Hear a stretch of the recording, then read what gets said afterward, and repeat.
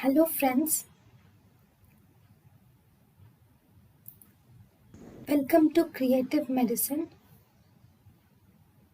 In this lecture, we will learn about Now, in the age-related macular degeneration, in the treatment, we can also use one more treatment, which is vascular endothelial growth factor antagonists or anti-VEGF agents.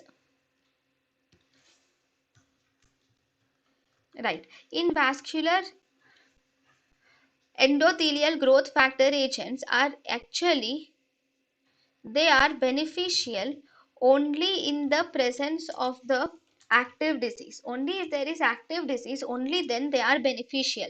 These will inhibit the growth of the new blood vessels. What are the examples of vascular endothelial growth factors? They are aflibercept, ranibizumab, bevacizumab, pegaptanib, and macugen are the examples of age-related macular degeneration.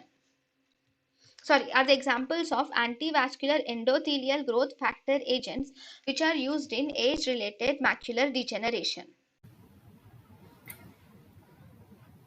thank you and thank you for watching.